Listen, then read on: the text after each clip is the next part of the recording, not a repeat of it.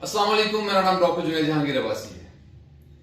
आज हमारे साथ एक ऐसा बाहिम्मत शख्स मौजूद है जिसकी दास्तान आप सुनेंगे तो आपको लगेगा कि इस जैसा बाहिम्मत इंसान दुनिया में और कोई नहीं है।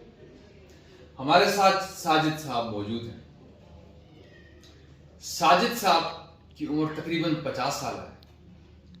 साजिद साहब अपनी जिंदगी हंसी खुशी गुजार रहे थे कि आज से 12 साल पहले वो एक अलमनाक हादसे का शिकार हो गए।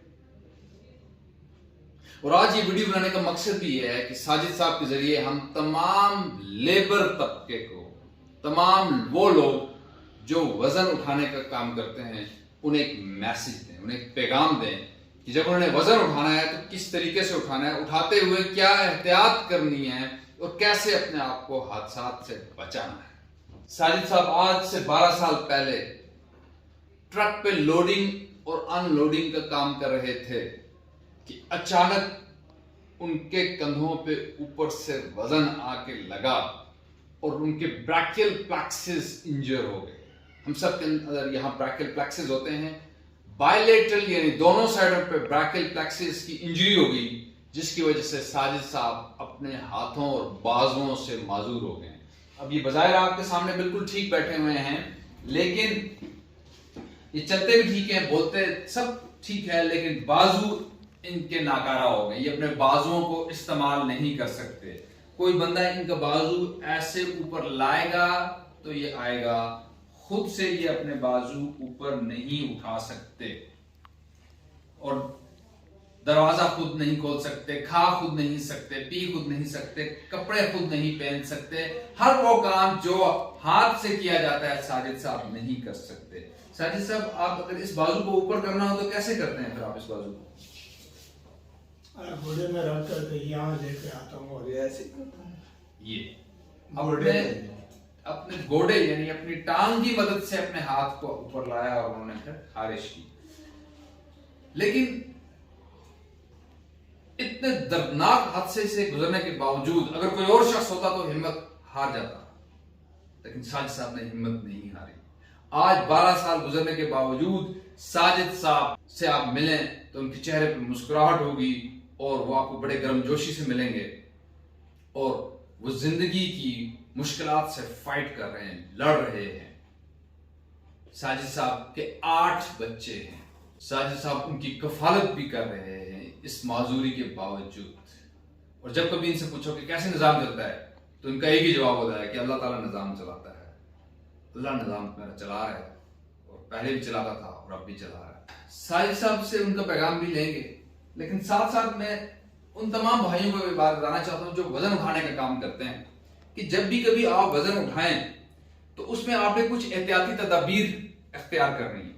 एक तो खुदारा जो वजन 2 बंदों को उठाने का है, कभी एक बंदा ना उठाए उसको।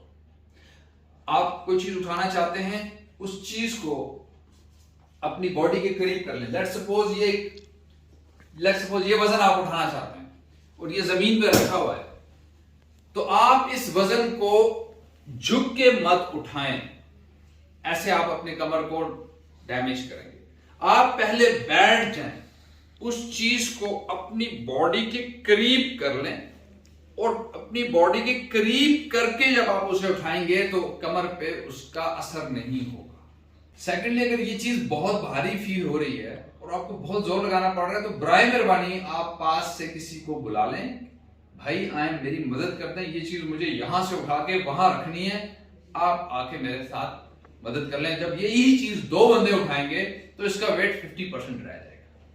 एक मजदूर आदमी ने चूंकि अपनी जिस्म और अपनी सेहत के बलबूते पे मजदूरी करनी है, लिहाजा उसका फिट होना बहुत जरूरी है। तमाम मजदूर भाइयों को मैं ये पैगाम देना चाहता हूं कि वजन उठाते हुए बहुत ख्याल रखें, लोडिंग और अनलोडिंग करते हुए भी बहुत ख्याल रखें।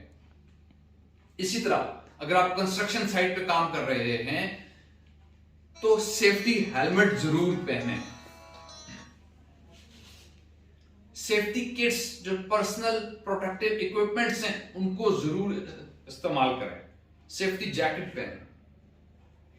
किसी भी ऐसी इमारत یا کوئی پلر جو ابھی زیر تعمیر ہے اور اس کے گرنے کا خدشہ ہے وہاں پر کیئرفل رہیں. کسی ایسی جگہ پہ تارے ہیں جہاں کرنٹ کا خدشہ ہے وہاں کیئرفل رہیں. کوئی ہائٹ والی جگہ ہے جہاں آپ کام کر رہے ہیں اور گرنے کا خدشہ ہے تو کیئرفل رہیں. پہلے اپنی سیفٹی دیکھیں پھر کام کریں. ساتھ میں ہیلپ کے لیے بلائیں. جہاں آپ کو لگتا ہے کہ یہ کام میں اکیلا نہیں کر سکتا آپ ہیلپ کے لیے بلائیں. تو اس طرح ہم بہت ساری جانیں بھی بچا سکتے ہیں اور لوگوں کو معذوری سے بھی بچا سکتے ہیں.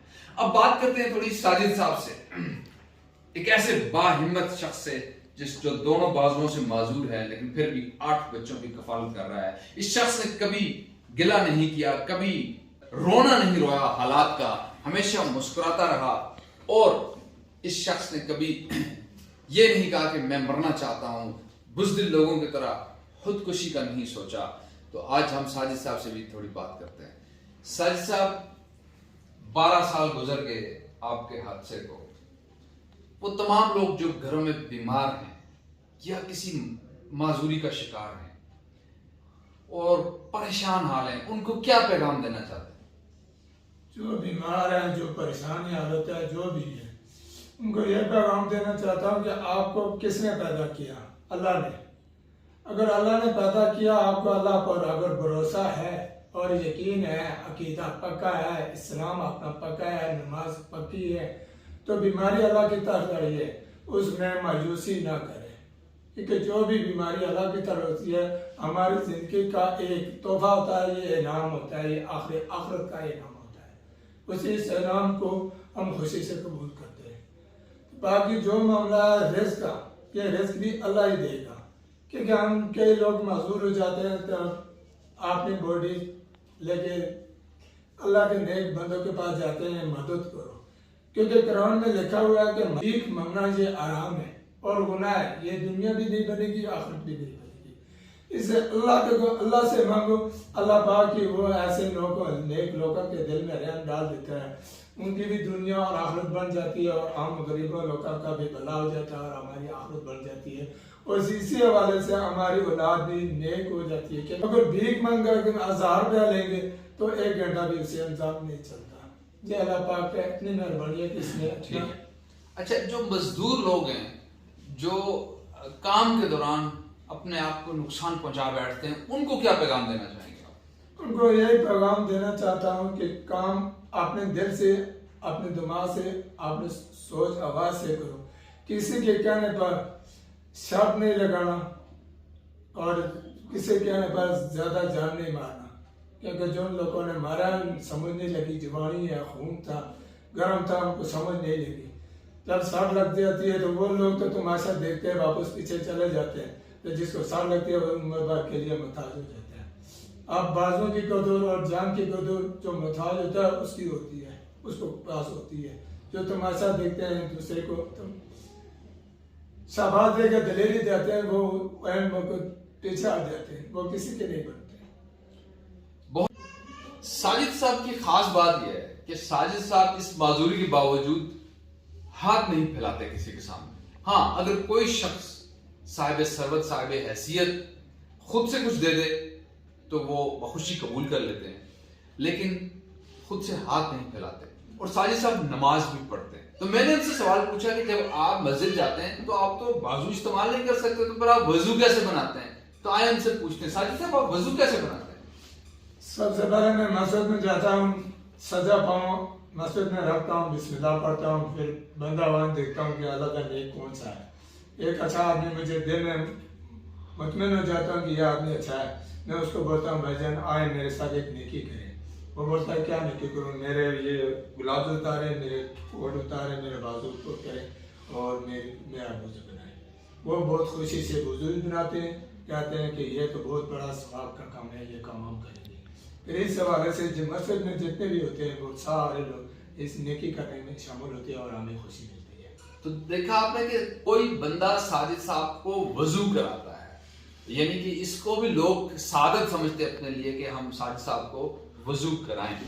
اور ساجد صاحب آپ ماشاءاللہ اتنے باہمت ہیں, اتنی آپ نے 12 سال گزارے ہیں, کبھی آپ کو یہ نہیں لگا کہ بس یہ مشکلات اللہ نے مجھے ہی دینی تھی، یہ درد میرے ہی نصیب میں تھا؟ لوگ باتیں کرتے ہیں نا ایسے، اور لوگ مرنے کی باتیں کرتے ہیں کہ بس میری زندگی ختم ہی ہو جاتی تو اچھا تھا. کبھی ایسا آیا خیال آپ کو؟ نہیں ایک ہی خیال آتا ہے، اللہ پاک جو جانتا ہے بہتر جانتا ہے، ہمارے لیے آخرت کے لیے اچھا ہی ہوگا، یہ امید ہے اور یقین بھی ہے.